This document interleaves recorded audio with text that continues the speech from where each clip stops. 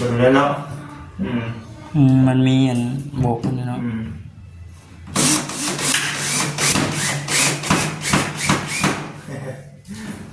ขังเนาะเป็นมิลลิดูดอยู่ใช้หินเนาะตัวนี้15กี่15,000พอชื่ออยู่เนาะ3รอบก็เขายิงน็อตตัวยิงสังกะสีก็ได้บ่ตัวนี้ต้องออกเลยเนาะมีบล็อกกระหักนี่ใส่มันคนละแบบบ่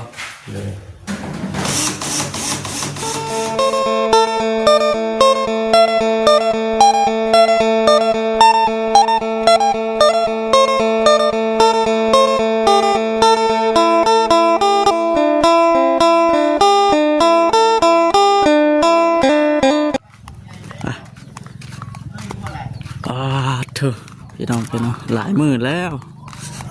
มาได้ออกมานี่เอาทักทายสบายดีเด้อพี่น้องเด้อเนาะ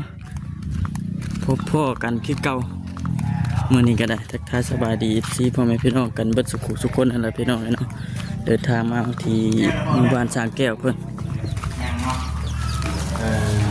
บอกครับเนาะสบายดีเด้อสบายดีก็เก็บใหม่แล้วป่ะเนาะเป็นในอันนั้นใช่บ่ได้บ่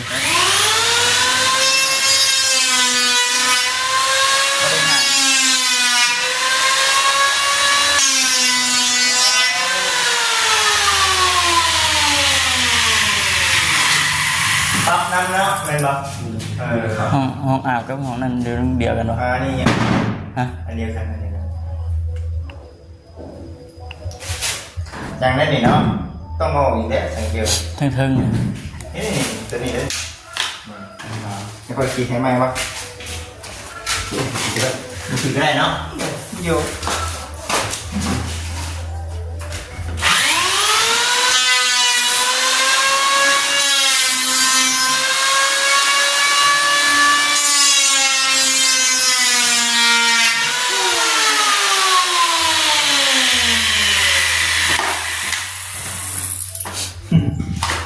ยุบ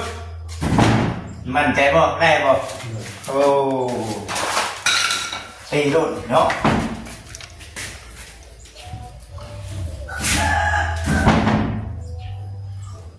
ประตูเลือกพี่เราเลือกอันนี้จะเป็นทางบริษัทซื้อมาล่าสุดเนาะ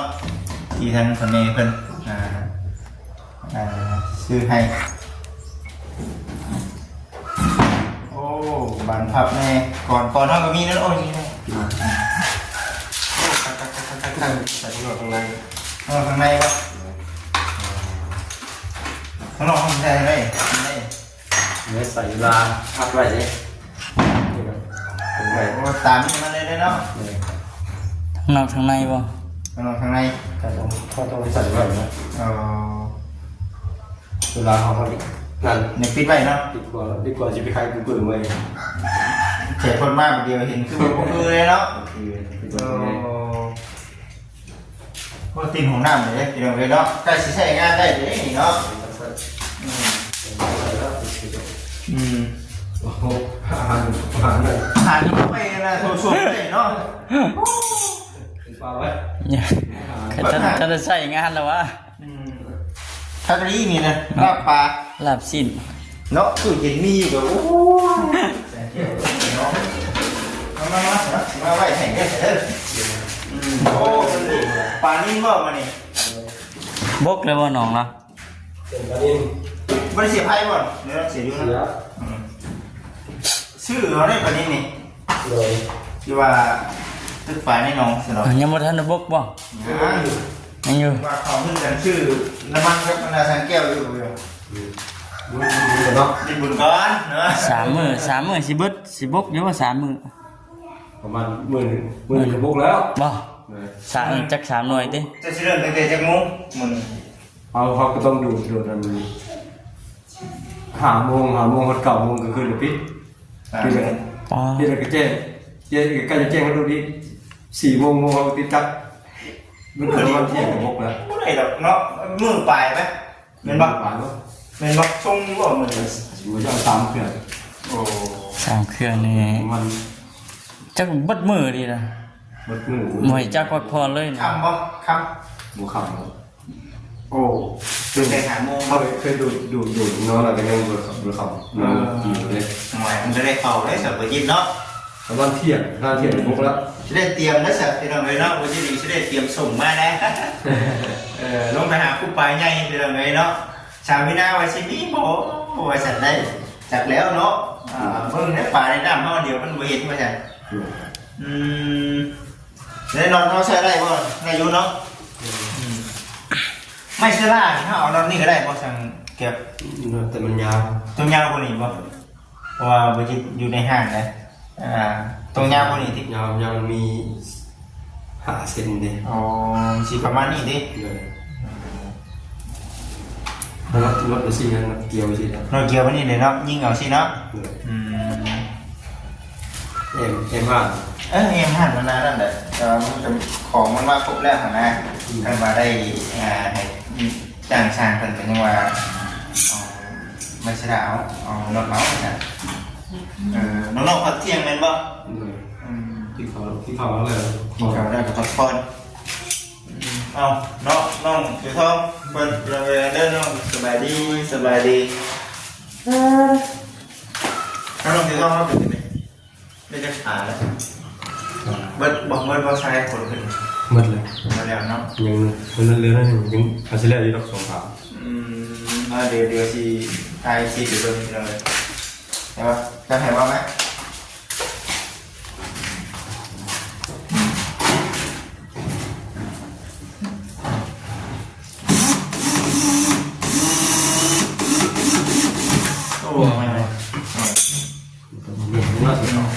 มันติ่งเงยอยู่เดี๋ยวต้มแล้วเนาะ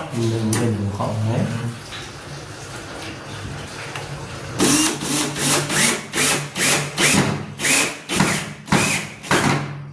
หัวนี่โดยเฉพาะได้ที่หัวนี่ดิ แต่เขาเป๊ะใช่ชิบะนั่น มันเป็นไม่ได้ป่ะ มีเด็กนะ หึ มีอยู่ในคน นั่น ทางมันมีป่ะ มันมีหัวอยู่ มี ของเขามีตัวกระตุกเลยเนาะ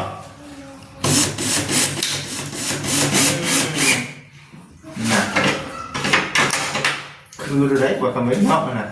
ใส่หัวด้วยป่ะดูได้เนาะ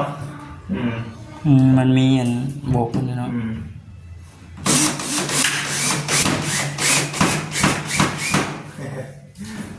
ขาดเนาะ มีเล็กดู เป็นมีเล็กดูอยู่ใช้หินเนาะ ตัวนึงชื่อหาลูกกิ่ง 15,000ตัวชื่ออยู่เนาะ300ป่ะ เขายิงน็อตตัวยิงสังกะสีก็ได้บ่ ตัวนี้ต้องออกเลยเนาะ มีบล็อกตะหักอย่างใส่ มันคนละแบบบ่ เลย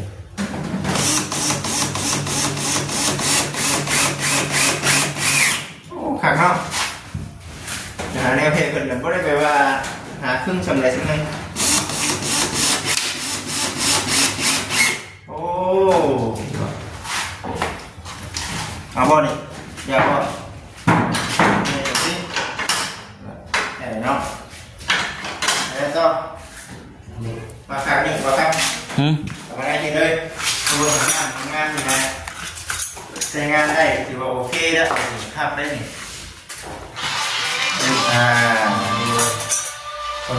งานแล้วตำรวจก็จะมาเนาะ มาจิตยืดปลาเนี่ย ฮัลโหล นี่เก่งปลาห้องเนาะ ต้มปลาแล้วก็ปลานี่ เขา เราไม่ใช้งานเพิ่มเนาะ ผูกงานอยู่สวนหรอกนะ นี่นะครับ ฮะ นี่เด็กยังไงเนาะ โอ้ งานเนาะงาน อยู่แล้วนะ นี่ก็จะเป็นทั้ง ว่าอยู่แล้ว จะช่วย มือสุดต่อแล้ว ถือว่าน้ำพี่น้องเนาะจะจิบเบิ่งนี่ครับใหญ่เนาะกบได้พี่น้องเบิ่งเลย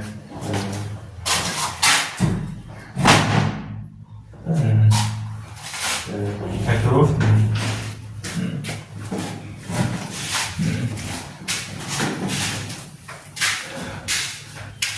เบียกไปต่อเลยบ่ช่างแก้วนี่จะเบียกดิเรียกทำอะไรเรียกเนาะเรียกไม่ได้เรียก ดีเบียกทำบริเงินเฉยก็วันนี้เนาะ เรียกไม่ได้เรียกแต่เราเรียกเนาะเราเรียกไม่ได้เรียก ตรงกันว่าช่างแก้วหรือว่าคำนี้ นอกประตามกันบ่ อยู่แล้วมันอยู่คนละภาค คนละภาคดิเอาไป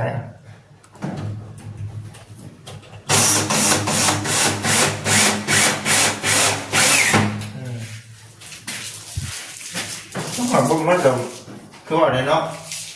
บุค่อยเนาะบุค่อยชิดได้ตามกันเนาะมันอยู่คนละภาคเลย กันอยู่นั่นพี่น้องเนาะมาเด็กอยู่ทางบ้านเขาเจ้าก็บุญบ้านแล้วตั้งแต่เมื่อนี้แล้วงานนะ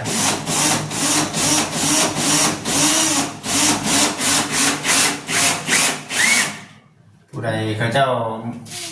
เฮ็ดกองบุญกับเขาเจ้าก็เมื่อนี้แหละคือคืนนะเมื่อนี้ก็ได้แต่มืออื่นได้เนาะเป็นมือเอาลงเป็นบอสังแก้วของบุญลงมันโปรเจกต์ลงวัดเนาะ ลงจะเศร้าแล้วมึง ลงจะเศร้ามือที่ เลย นี่เสียง กองบุญประมาณจะกองก็เป็นว่าสร้างบุญใหญ่ได้ประมาณ10เนาะ2-3นี่ประมาณได้มันบอกทางถามเบิ่งแต่ว่ามันสิคือกันเนาะนี่เนาะคือกันที่เราเลยเนาะคือสิลายเนาะแต่บุญเบิ่งเอาได้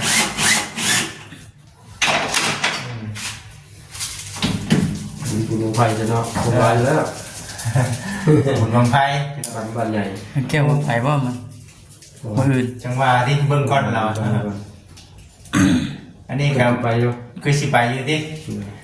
คำข้าวเบียดกับผมไปซ้ำเนาะมีครูคนเอาบังไฟดูแถวกันจิโอ้ยบ่ได้แล้วเบิ่งก่อนนะแพงนะแพงที่2,000 บาทก็พอได้เนาะพอได้เนาะพอได้กัน มันจะใส่ตรงนี้แล้ว อะไรก็เนาะโอ้งานเล็กเลยที่เขาสิบริจาคเนาะผมการนั่นเจ้าเนาะมาเก็บให้มันแล้วเนาะพี่น้องไปมาดิในเชิงที่โปรจิตมันจะเข่าก้อนได้แต่ปีเนาะ เลยเราไปทำรัก จะลองก้อนได้ถึงนี่บอกโอ้มาเนาะ มาเขาจะโตขึ้นเรียงมาอยู่ตรงนี้ โอ้เอาเดี๋ยวสายเปิดหายากอยู่ปกติยากป่ะ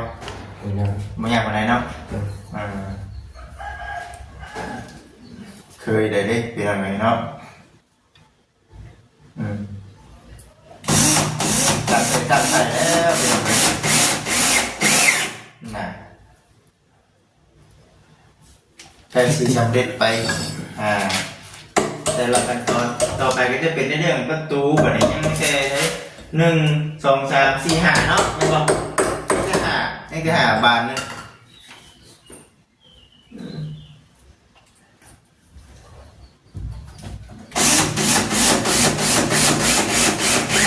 ยึบมาบานนึงยึบ ตรงบุตรบริการไหมตรงเนาะ เอ้า บ้านตรง ค่าใช้จ่ายเลย ยับเป็นเรื่องหนึ่งเนาะ ไผ่บอกบอก จะบอกโอ้ในหนึ่งเนาะไม่เดียวนึงหรอกเดียวอันไม่เดียว มันคือประกวบไล่รถ ช่างวะ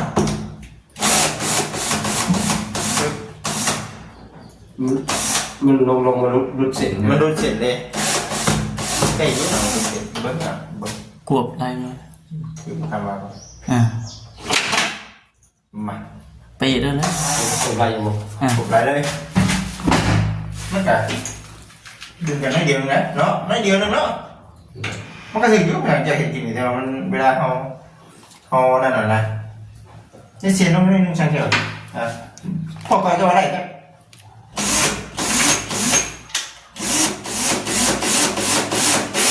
ช่างพอเขา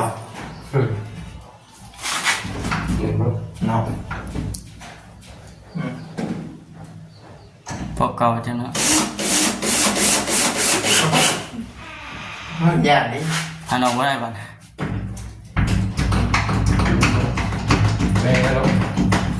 เด้อโอ้อย่างเงี้ยเด้อ ห้องใหม่เนาะนั่นนี่รถเขาติดอยู่ในห้องน้ำเลยป่ะเนี่ย ไม่ได้บัญญัติ กลุ่มปั๊มของน้ำมันปั๊มกระเจนี่ครับมันง่ายแล้ว หนึ่งว่า ขอแล้วขอ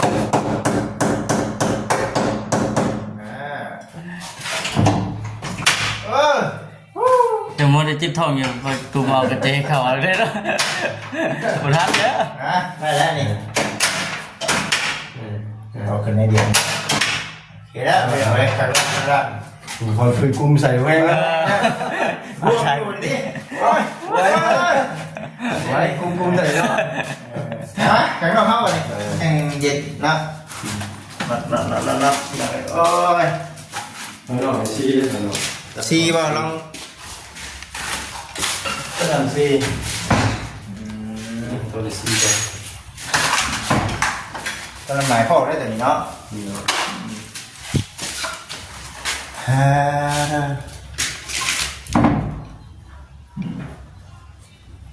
อุปกรณ์เขามีครบนะเขาบอกว่าดึงให้มันกุ้งปึ๊บใส่เด็กซิวใช่แล้วบ่ ตัวไม้เลยครับเราสอนก็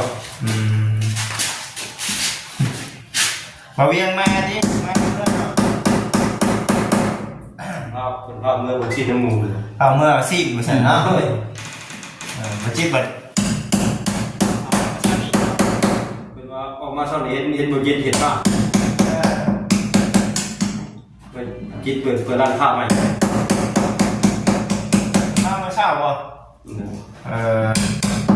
เปิดห้างค่าเนี่ยห้างค่าอยู่ตลาด นัดบ่ ก็ว่าห้างยังไม่ทันเปิดแล้วพี่เรายังไม่แรงอย่างเลย ยังมูทะเลเนาะ ทำเป็นประตูม้วนมือนึง โอ้ โอ้น่าอยู่ น่ารักเนาะส่วนใหญ่เนี่ย สบายไงเนาะอ๋อนั่นแหละพี่เราเลยถือว่าจะได้เครื่องครบพร้อมบ่นั่นมันได้อยู่นี่บ่เดี๋ยวเอา ดีไปเลยก็ ไปจ้ะพี่น้องเนาะ ได้เสร็จ กันเลยกะโอ้แนมเบิ่งหน้าหนองยังหลายอยู่โน่นน่ะ ทีแรกจังหวัดขึ้นอยู่นั่นแล้วสีได้ก็มือเดียวเจ้า3 หน่วยเนาะ 3 หน่วยเนี่ย 3 เขื่อนเขากระสงมือทั้งมือเขาดูดเนี่ย แล้วก็ดูด3-4 โมงเขาจะดูด กาว่าทำมันเราทำเนาะ 9 โมง10 โมงแล้วเขาปิดไว้เลยเป็นเสาร์มาลุกแต่4 โมงแหละ แต่เด็กเลยติ คือในเนาะ พี่น้องเนาะอยู่ดีมีเฮงเด้อพี่น้องเด้อสบายดี